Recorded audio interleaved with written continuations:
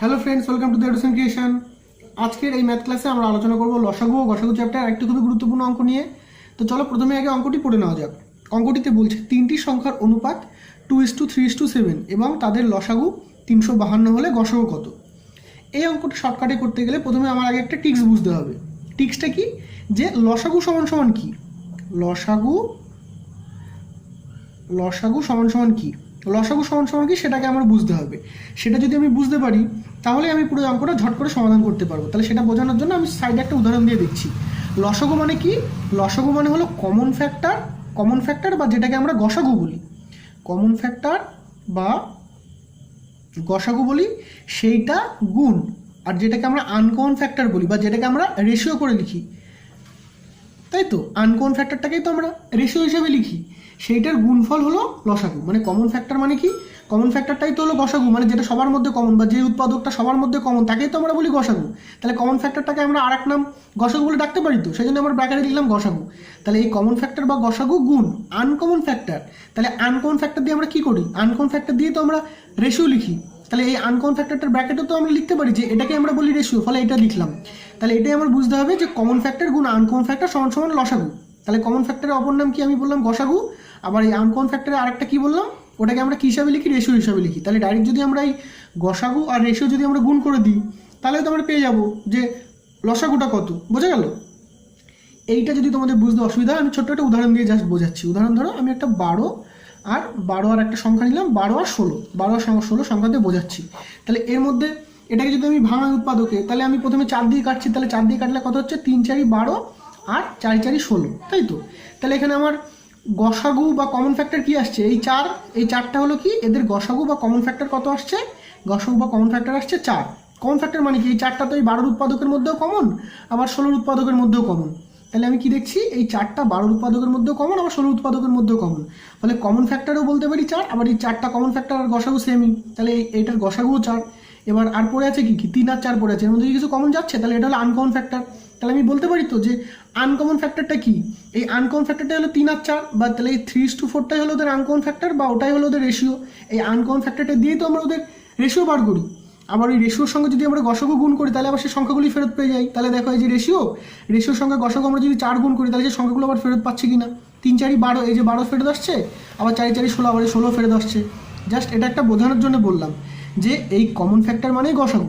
এই যে common factor এটাকে আমরা গসাগু বলি, আর আনকমন ফ্যাক্টর যেটা লাস্টে পড়ে আছে 3 আর 4 অর্থাৎ 3:4, এটাকে আমরা রেশিও হিসেবে লিখি।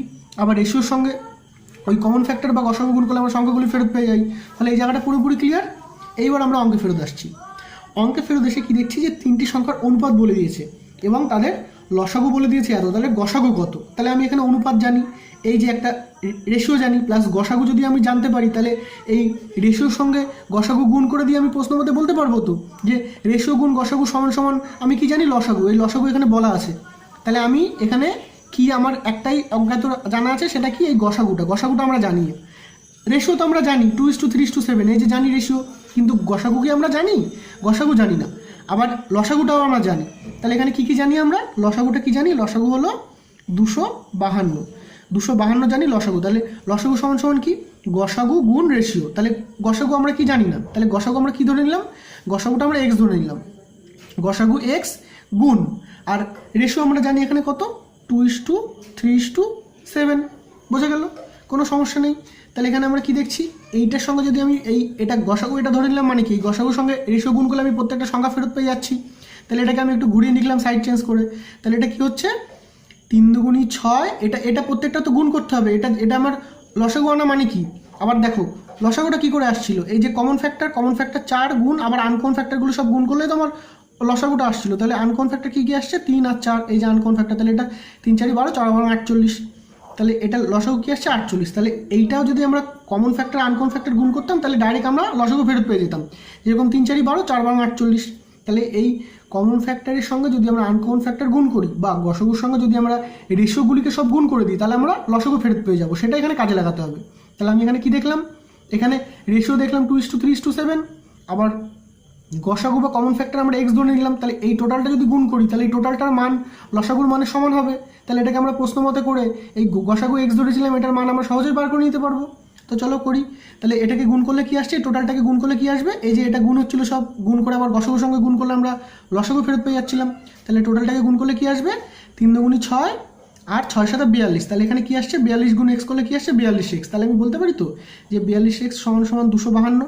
তাহলে 42x সমান সমান যদি 252 হয় তাহলে x সমান সমান কী হবে, এটাকে যদি কাটি তাহলে কত হচ্ছে, এটা যাবে কতবার, 252/42, 252/42। তাহলে এটা কতবার যাচ্ছে, 6 বার যাচ্ছে। দেখো 4 ছক 24 মানে 240 আর 6 দুগুণি 12 মানে 240 আবার 252, তবে এটা 6 বার যাচ্ছে।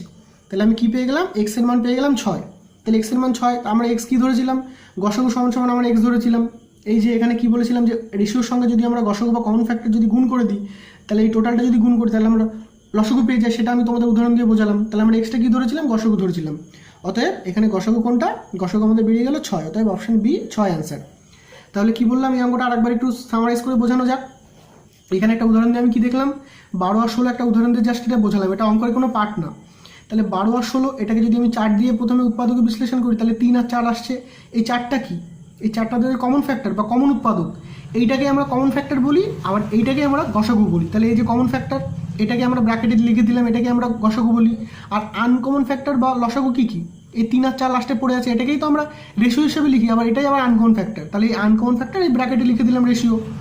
এইবার আমরা এটার লসাগু কত আসছে দেখি, লসাগু আমরা কি করি, টোটালটা গুণ করে দিই উৎপাদকগুলো, তাহলে 3 4 12 4 48, দেখো 48 আসছে লসাগু। এবার এখান থেকে যদি আমরা বার করতে চাই লসাগু, তাহলে কি করব, ওই রেশিওর গুণফল গুণ গসাগু করলে আমরা লসাগু ফেরত পেয়ে যাবো, বোঝা গেল। তাহলে 3 4 12 4 48, এই যে আমরা পেয়ে যাচ্ছি 48, ডাইরেক্ট এখান থেকে আমরা বার করতে পারি। সেই নিয়মটাই আমরা এখানে কাজে লাগাবো। এখানে আমরা গসাগু জানি না, গসাগু বার করতে হবে, তাই গসাগুটা এক্স ধরে নিলাম। আর রেশিও তো আমরা জানি, আবার লসাগু আমরা জানি, তাহলে এটার সঙ্গে রেশিওটা গুণ করে দিলাম। তাহলে রেশিওর প্রত্যেকটা পার্টই তো গুণ হবে, কারণ এগুলো তো একটা উৎপাদক, এই উৎপাদকগুলোকেই তো আমরা অনুপাতে লিখেছিলাম। তাহলে এটাকে যদি গুণ করি তাহলে কত আসছে, 3 7 21, 21 দুগুণে 42, 42 গুণ এক্স সমান সমান 42x। জাস্ট এটা সাইড চেঞ্জ করলাম, এটা এপাশে নিয়ে চলে আসলাম, এটা এপাশে নিয়ে চলে আসলাম, আর এটা এপাশে চলে আসলো। তাহলে 42x সমান সমান 252, তাহলে এক্স এর মান কত বেরোলো, 252/42 সমান সমান 6। অতএব এক্স আমরা কি ধরেছিলাম, গসাগু, অতএব গসাগুর মান বেরিয়ে গেল 6। একদম ইজি অঙ্ক, কিছুই না, এগুলো তোমার জাস্ট আমি বোঝানোর জন্য করলাম, তোমার জাস্ট অঙ্কের ক্যালকুলেশন হলো এইটুখানি। তাহলে তোমার অঙ্কের ক্যালকুলেশনে তোমরা কী করবে, জাস্ট এটাকে গুণ করে এটাকে ভাগ করে দিলে তোমাদের অ্যান্সার বেরিয়ে যাবে। এটা শর্টকাট টেকনিক কী হবে, শর্টকাট টেকনিক এটাই হবে যে এই এক্সটা তো কমন ফ্যাক্টর, এই এক্সটা আমি গুণ করলাম, আবার এক্সের মান এপাশেই রাখবো। তাহলে এটা আমার এত কিছু না করে আমার ডাইরেক্ট কী করছি, আমরা মেন আমার ফ্যাক্টরটা কী আসছে এইটাকে গুণ করে এটাতে ভাগ করছি, তাই তো। দেখো 3 দুগুণি 6, 6 7 42, এই 42কে এটা দিয়ে ভাগ করছি। তাহলে ডাইরেক্ট আমি কী করবো, এরকম যদি কোনো অঙ্ক দেয় যে অনুপাত দেওয়া থাকে আর লসাগু দেওয়া থাকে, সেখান থেকে যদি গসাগু বার করতে হয় তাহলে কী করতে হবে, ওই অনুপাতগুলিকে গুণ করে লসাগুকে ভাগ করে দিতে হবে জাস্ট। তাহলে কি করব, 252 ভাগ, এখানে গুণ কি আছে, 2 গুণ 3 গুণ 7, তাহলে এটা কত আসছে 252। এটা জাস্ট শর্টকাট টেকনিকটা বলছি, এইটুখানি তো তোমার অঙ্কটা ডিটেলসে করলে এইটুখানি করতে হচ্ছে, এটা আমি বোঝানোর জন্য টোটালটা করলাম। কিন্তু তার থেকেও যদি শর্টকাট করতে চাও তাহলে এটা করতে হবে। এটা বাই 3 দুগুণি 6, 6 7 42, তাহলে এটা কাটাকাটি করলে কত আসছে 6, অতএব 6 অ্যান্সার। তাহলে এটা তুমি যদি শর্টকাটে করো তাহলেও এরকম হবে, এইটুখানির মধ্যে অ্যান্সার, জাস্ট দেখে অ্যান্সার। আবার যদি তুমি ডিটেলসে করতে চাও তাও এইটুখানির মধ্যে অ্যান্সার। এবার কোনটা করবে, টোটালটা করতে আমার যা মনে হয় 5-7 সেকেন্ড, কিংবা যার একটু বেশি টাইম লাগে তার 10-12 সেকেন্ডের মধ্যে অঙ্কটা পুরো টোটালটা নেমে যাবে। তোমরা একটু ঠান্ডা মাথায় ভালো করে অঙ্কটা বুঝে দেখো। ধন্যবাদ ভিডিওটি পুরো দেখবার জন্য। যদি কোনো সমস্যা থাকে তোমরা অবশ্যই কমেন্ট বক্সে জানিও। ধন্যবাদ।